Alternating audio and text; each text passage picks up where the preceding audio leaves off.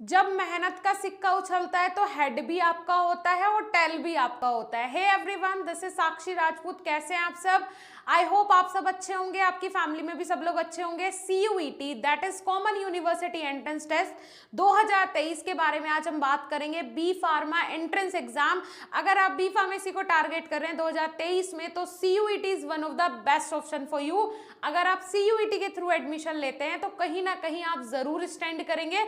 और अगर आप इस वीडियो पे हैं, आप इस चैनल पे हैं, आप मेरा वीडियो देख रहे हैं तो मतलब आप अपनी लाइफ में कुछ अच्छा करना चाहते हैं, इसीलिए आप सर्च करते हुए यहाँ तक आए हैं और आप सही सोच रहे हैं। और CUET के थ्रू अगर आपने एडमिशन ले लिया तो कहीं ना कहीं आप जरूर स्टैंड करेंगे।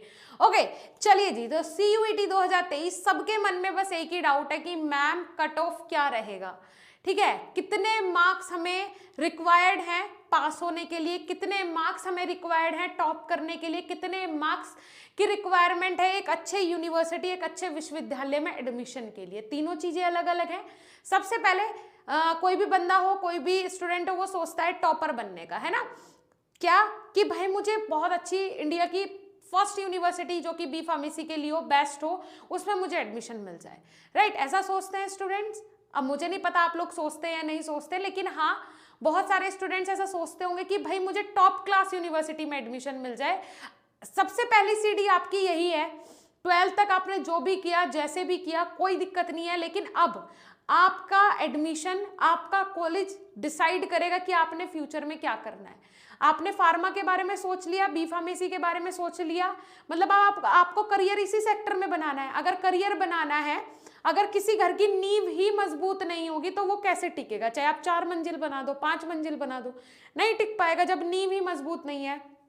तो सबसे पहले आपका जो फर्स्ट डिसीजन होता है वो होता है कॉलेज चूज करने का, कि आप किस कॉलेज को चूज कर रहे हो। राइट, मैं जैसे कि हमेशा बोलती हूँ, CUET के थ्रू आप एडमिशन लो, आपका फायदा ही होगा। लेकिन मैं ये भी बोलूंगी आज कि भाई अच्छी बात है CUET के थ्रू एडमिशन ले रहे हो, लेकिन अच्छे से पढ़ के अगर आप ले रहे हो, है ना, ये 2 महीने तो ये, अगर आपने 2 महीने अच्छे से प्रिपरेशन कर लिया, अभी आप 12th के एग्जाम दे रहे हो, बस 12th में आपने थ्योरी लिखनी है, यहाँ पे आपको MCQs प्रिपेयर करने हैं उन्हीं टॉपिक्स के, वो तो ज्यादा कुछ डिफरेंस है नहीं। टॉपिक्स आपके क्लियर हैं, अगर नहीं है क्लियर तो करो 2 से 2.5 महीने में क्लियर, अगर कुछ अच्छा करना चाहते हो, अगर कुछ अचीव करना चाहते हो लाइफ में। राइट, देखिए 2 चीजें मैं आपके साथ आज डिस्कस करूंगी। फॉर एग्जाम्पल, 2 बंदे हैं, है ना, MBBS डॉक्टर ही हैं 2। एक MBBS डॉक्टर है जिनके दोनों के क्लिनिक आसपास है, एक जो है उसके क्लिनिक के बाहर लंबी भीड़ लगी रहती है, वेटिंग में रहते हैं पेशेंट, और दूसरा जो है उसके पास मिनिमम पेशेंट आते हैं दिन में, आगे 4 5 6, बस कि हाँ खर्चा पानी उसका निकल जाए। दोनों ने एक ही तरीके की डिग्री की है, लेकिन दोनों में क्यों डिफरेंस है? या तो दूसरे को एक्सपीरियंस ज्यादा है, या फिर जहां से वो पढ़ के आया है वहां से उसे बहुत नॉलेज मिली है, किस तरीके से पेशेंट से बात करनी है, उसे किस तरीके से ठीक करना है, वो किस तरीके से ठीक होगा। दोनों में अलग चीजें होती हैं, है ना। ऐसे ही बी फार्मा करने वाला स्टूडेंट एक ऐसा स्टूडेंट भी है जो कि नॉर्मल कॉलेज से बी फार्मा कर रहा है, बस कोई मोटिव नहीं है, घर वालों ने बोल दिया कुछ तो करेगा नहीं, बी फार्मा ही करवा दो, फिर मेडिकल स्टोर खुलवा देंगे, है ना। एक इस टाइप के स्टूडेंट है, एक इस टाइप के स्टूडेंट है जो कि अभी 11th 12th में होंगे, 12th में होंगे और ये सोच लिया होगा कि CUET का फॉर्म उन्हें भरना है, बल्कि आधे बच्चों ने तो भर भी दिया होगा, और बी फार्मा करने का मोटिव उन्हें पता होगा कि बी फार्मा करने के बाद मुझे ये करना है, या फिर बी फार्मा एक पहली सीढ़ी है, इस सीढ़ी पे चढ़ने के बाद मैं दूसरी इस सीढ़ी पे पहुंच जाऊंगा और शायद सक्सेस की सीढ़ी पे ही पहुंच जाऊंगा। लेकिन उसने पहले सोचा ना, अगर उसके पास एक टारगेट है, एक मोटिव है, तो वो बच्चा कभी मात नहीं खाएगा, है ना। तो दोनों के पास सेम डिग्री है, वो भी बी फार्मा कैंडिडेट है, आप भी बी फार्मा कैंडिडेट हो, बट क्या आपका उससे कंपैरिजन हो सकता है? नहीं हो सकता। इसलिए ये बोलना बिल्कुल सही होगा कि डिग्री जो होती है ना, वो सिर्फ एक कागज का टुकड़ा होता है। असली मतलब जब आप जॉब करने जाते हो तो असली पहचान किससे होती है? आपकी नॉलेज से होती है, वो बहुत जरूरी है। राइट, तो अब मैं आपको बताऊंगी कट ऑफ कहाँ जाने वाला है। 2023 में कंपटीशन का लेवल डबल हो रहा है, मैं तो बोलूंगी डबल भी क्या, पहले 7 से 8 लाख बच्चे ने पेपर दिया था, इस बार 17 18 लाख 19 लाख तक बच्चा पेपर देगा, तो कुल मान के चलो कि कम से कम 10 से 11 लाख बच्चे एक्स्ट्रा हो गए। समझ रहे हो आप? तो कम से कम 1.5 गुना बच्चे आपसे ज्यादा, पिछली बार से ज्यादा कंपटीशन होगा इस बार, 1.5 गुना ज्यादा। मतलब जितना पहली साल बच्चों ने पेपर दिया है उससे कम से कम 10 लाख बच्चे फालतू देंगे पेपर। तो कितना बड़ा कंपटीशन हो गया, लगभग 2 गुना हो गया कंपटीशन।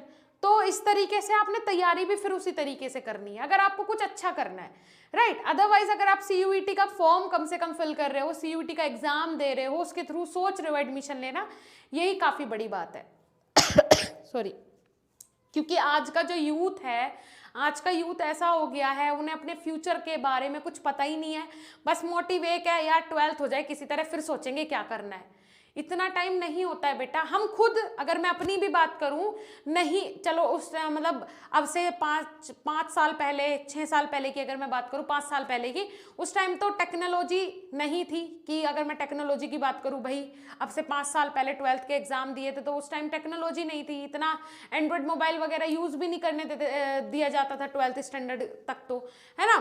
फिर उसके बाद अभी का जो यूथ है 9th 10th के, हर स्टूडेंट, हर बच्चे के पास, गाँव का हो, देहात का हो, रूरल का हो, अर्बन एरिया का हो, कहीं का भी बच्चा हो, सबके पास मोबाइल फोन है, सब एंड्रॉइड मोबाइल यूज कर रहे हैं, सब स्नैपचैट और वो इंस्टाग्राम और ये सारी चीजें चला रहे हैं। लेकिन हाँ, यूथ पता नहीं किस साइड जा रहा है, मुझे नहीं समझ में आता है। कंपटीशन लेवल, अगर मैं इस तरीके से सोचूं तो कंपटीशन लेवल बिल्कुल खत्म ही हो गया है, लेकिन पढ़ने वाले बच्चे भी बहुत हैं। अगर मैं उस तरीके से सोचूं तो कंपटीशन लेवल अभी भी वही है, बल्कि और हाई होता जा रहा है ना।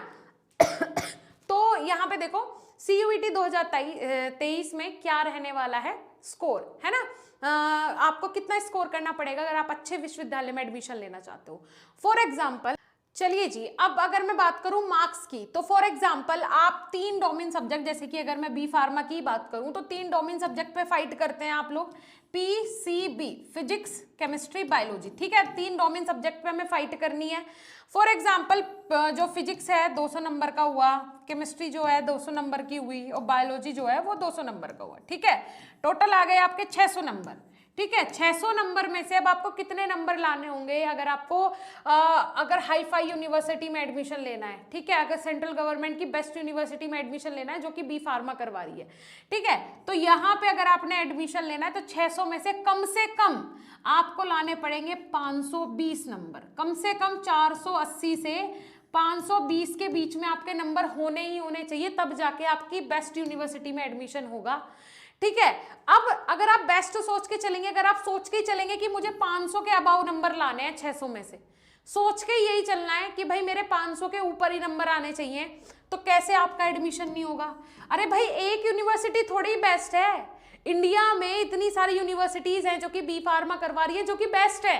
लेकिन अगर आप सबसे बेस्ट का सोच के चलेंगे कि भाई 500 नंबर मुझे लेके ही आने हैं, तो आपके 400 आ जाएंगे, कोई दिक्कत नहीं है, बढ़िया यूनिवर्सिटी मिलेगी। 600 में से आपके 350 नंबर आ जाएंगे, बेहतरीन कॉलेज, बेहतरीन यूनिवर्सिटी मिल जाएगी। अब जब आपके 600 में से 100 ही नंबर आएंगे तो फिर कैसे बेहतरीन और कैसे बढ़िया यूनिवर्सिटी मिल जाएगी।